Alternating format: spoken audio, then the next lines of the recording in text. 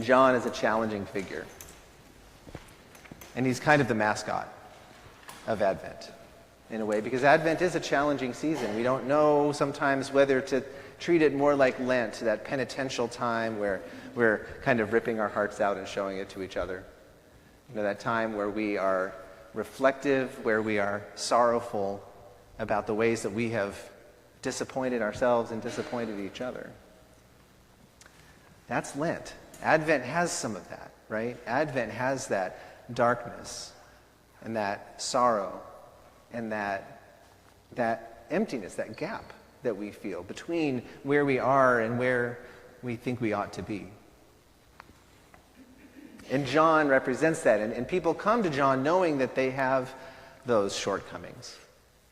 They said, well, what should we do? What should we do? Tell us how we're getting this wrong. We need some feedback here. And John is giving it to them. And you notice at the end of that gospel, it says, proclaiming to them the good news. Even though what we just came out of was how the chaff would be thrown into unquenchable fire. And sometimes we can feel afraid or we can feel discouraged by those kind of scriptures, especially out of the mouth of a prophet as great as John, to say that, so you're saying some of us are gonna make it and others won't? Some of us will go to paradise and others will go into a place of unquenchable fire? But I don't hear John saying that at all, because that would not be good news. The good news is that John is there trying to winnow out both the good and the bad from each of us. And that's why he's giving the instruction that he's giving, is saying, how do I identify the chaff in me, or the dross in me, the impurities that creep in day after day in my interactions with the world, who are trying to get me to conform to them, or to get me to embrace this sense of hopelessness or materialism or whatever it is. It's just these impurities build up. And John is saying, here's how you do it. Here's how you separate the wheat from the chaff. And with Jesus coming, he is going to help you remove that chaff forever. All of those things that distress us, all of those things that make us feel unworthy, those things will be gone for good. And when we live our lives, when we go through the steps of our daily routine and our weekly routine, sometimes it's hard to understand how that's going to happen. And Paul knows this. So to me, the center point of this moment and this reflection comes not from the gospel, but from Philippians. At the end of that reading, he says, "And the peace of God, which surpasses all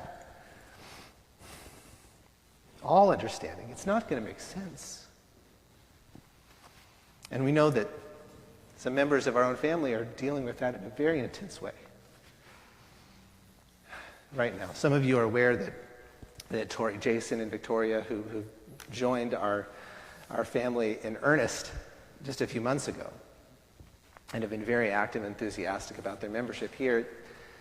Tori lost her oldest son Friday night in a car accident. And they're not with us for that reason this morning. They wanted to ask for prayers, and I'll talk a little bit about that more in the announcements. But the simplest prayer that we can pray for them is for that peace that passes all understanding. And it's a picture of Advent. Those of us who are really trying to get our heads around it, those of us who are trying to make sense of Advent, will probably fail and have to try again the next year. But if we accept the season as something that is a bit of a hybrid, something that is a bit of a mystery, it is not a thing that makes sense. It is something that passes all understanding. And that if we embrace the peace of Christ, then it will not make sense to us. But we will feel it and we'll know it as we feel it and as we know it together. And that is what I hear John saying when he preaches the good news for Advent.